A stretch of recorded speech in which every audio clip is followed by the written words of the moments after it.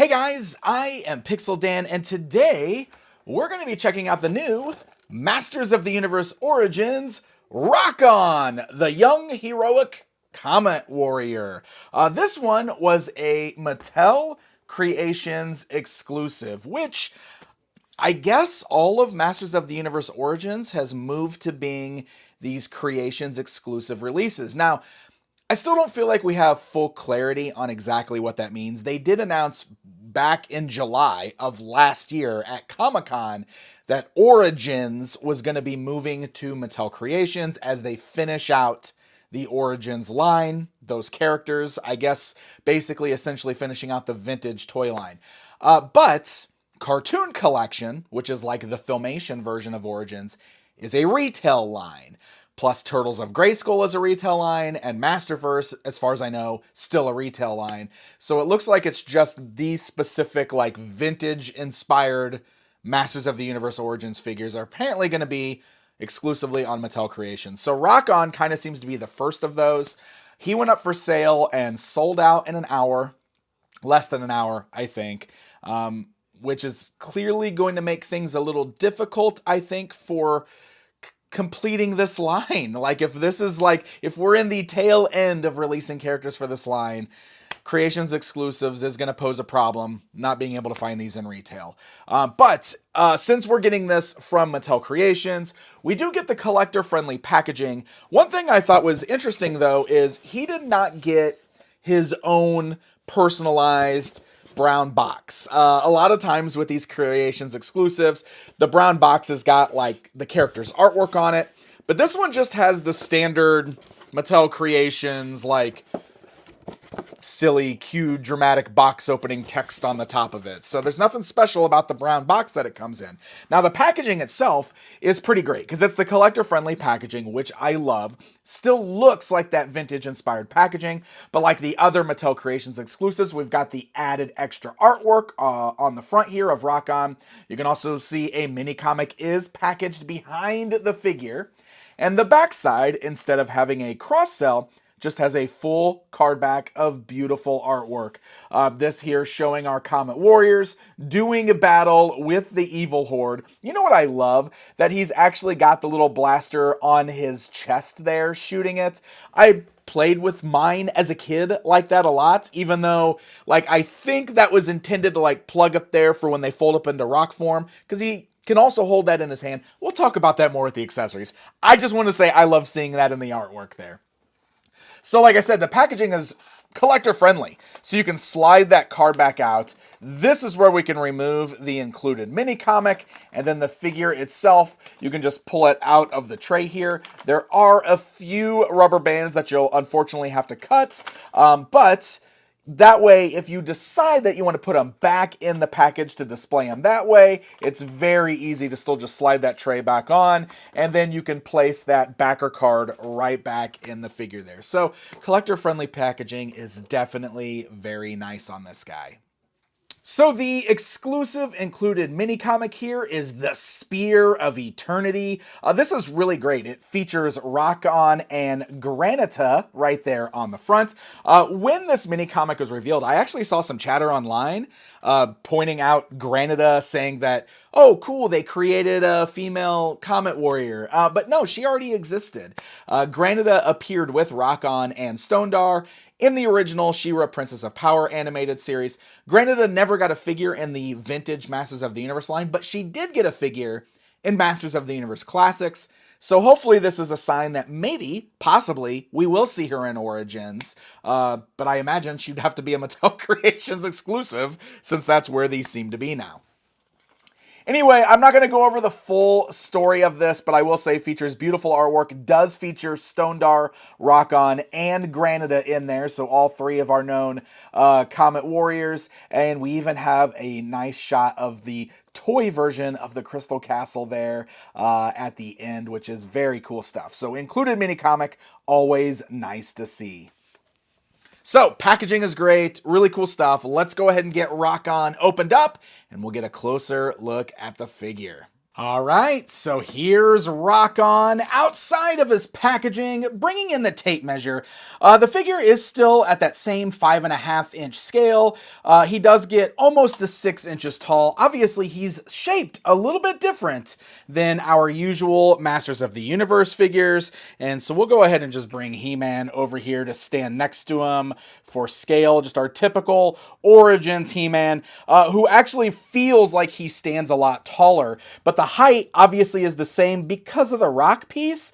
So Rokkon's design, because of the folding feature, makes him look shorter than the actual Masters of the Universe figures, but this does fit in line with the way they were done in the vintage line. And I do think it's cool that they managed to retain the transforming feature, which we're definitely going to be looking at here in just a bit. Overall details on this guy are pretty great. At glance, he would pass as the vintage figure, but there are some differences here from the vintage. For example, they were able to still include the typical articulation that you would see on an Origins figure, which is incredibly impressive. On the vintage toy, the only articulation they really had was their ability to fold down into their comets or their rocks, but this figure here still retains the articulation you would expect, though it does have this weird little added neck articulation so that you could fold the head all the way down for his transforming feature. But look,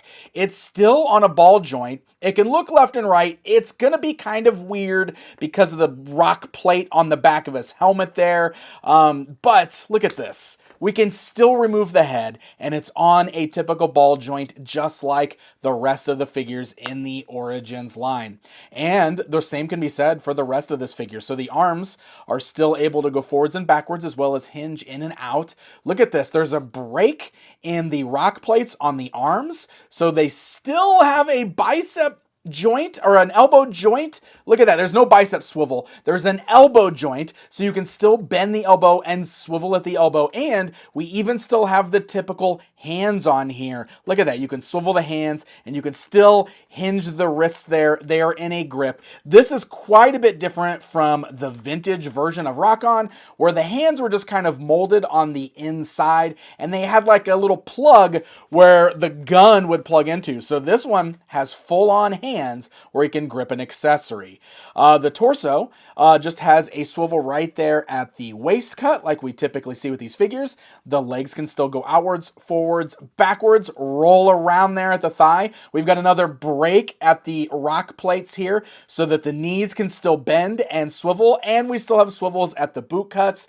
I am honestly incredibly impressed that they managed to fully articulate this figure while still retaining that vintage action feature, and it looks good. It looks just like the vintage figure, and it's really interesting because for those of us who collected the Masters of the Universe Classics line, at that time, it was kind of a big debate on if they could still do articulation and retain this feature.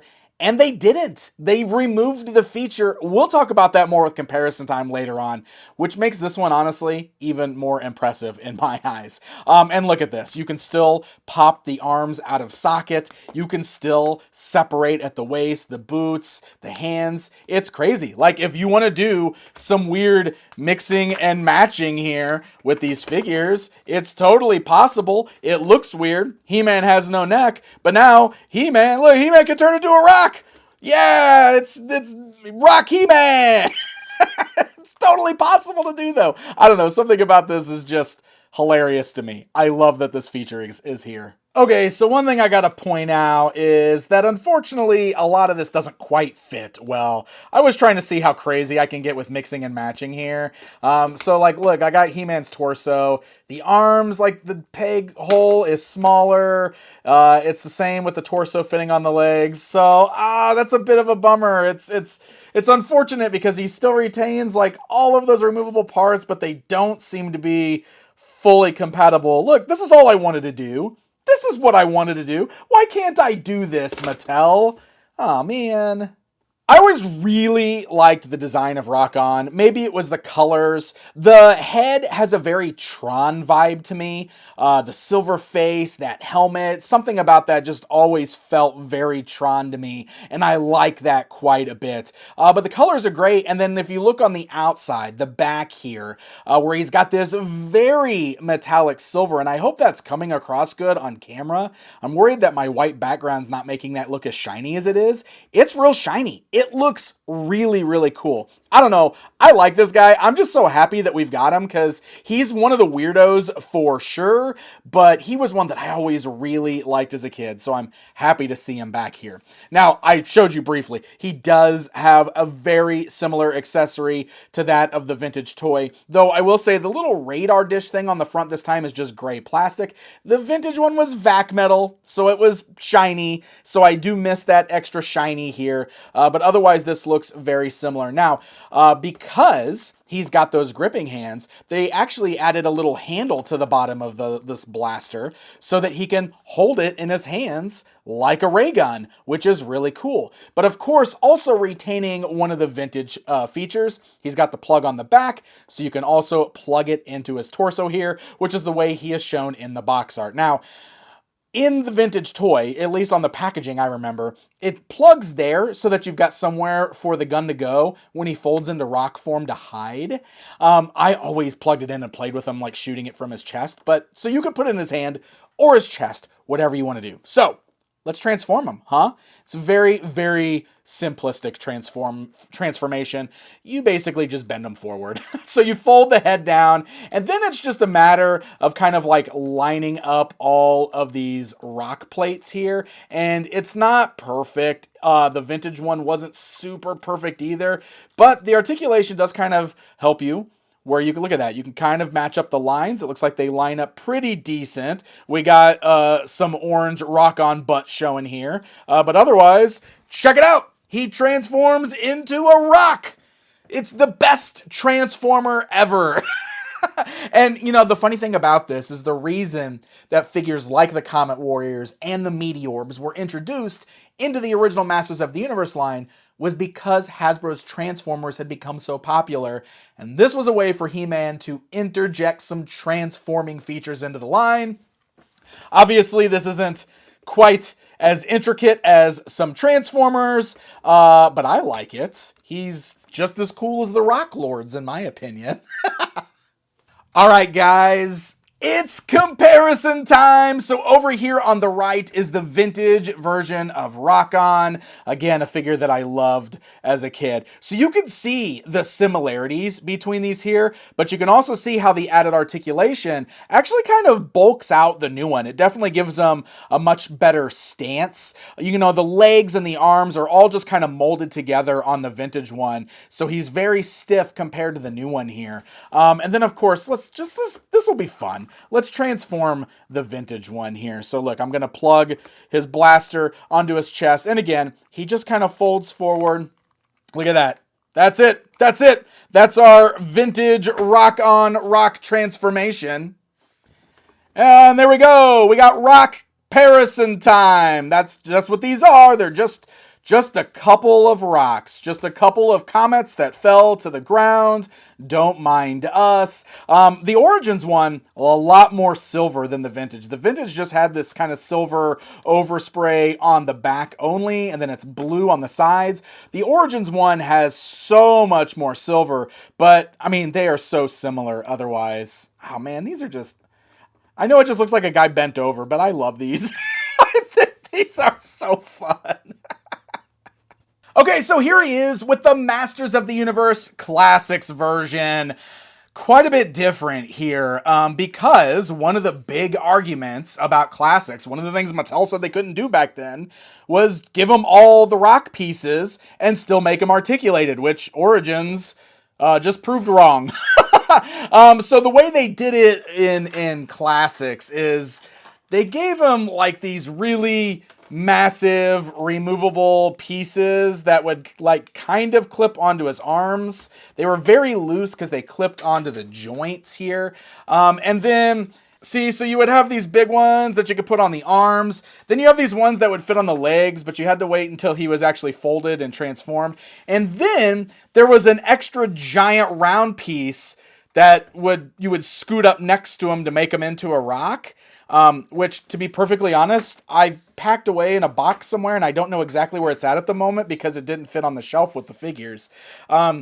It's a rare miss, I think, for the Classics line. As much as I love Classics, as much as we all love that line, that was one of the things I feel like they didn't quite execute correctly. And the Origins one here, I mean, they included the feature. And I think this is one of those figures where the feature is crucial.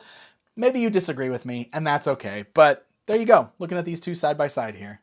So there you go, my friends. There is a look at the new Masters of the Universe Origins Rokkon, a Mattel Creations exclusive. And of course, since it was exclusive, the only way to get it at this point is to find it on the secondary markets. But the figure itself, I think it's really well done. I think Mattel did a really good job with this one. Kudos to the design team for finding a way to work in the articulation and everything that you would expect of an Origins figure, but still retaining that wacky, vintage, transforming action feature. I think they did a really good job combining those two things together. And like I said, I know that Rokkon is one of the wacky weirdos of Masters of the Universe, but he's one that I always really liked. He was my favorite of the two Comet Warriors as a kid, so I'm pretty happy to have him joining the collection here. I hope this means that Stondar and Granada are, of course, on the way as well. We've got tooling now for this type of body, so I would definitely like to see more of those. We got to have those, right? And I'm curious to see what is to come with Origins and how that's all going to work. Hey guys, before I let you go for the day, I wanted to let you know that I've launched a second channel specifically for my toy hunting series. If you're a fan of joining me as I travel around the United States, checking out local mom and pop toy shops, toy shows, and collectors' collections, then do me a solid. Head on over there and hit that subscribe button to check it out. I moved those over to their own channel to appease the almighty algorithm here. But honestly, I think they're going to do good over there. And the standard toy reviews and convention coverage stays right here on the main Pixel Dan channel. So hey, if you're into that sort of stuff, subscribe to both channels. It'd be really rad of you. Thank you guys so much for watching this video. And until next time, my friends.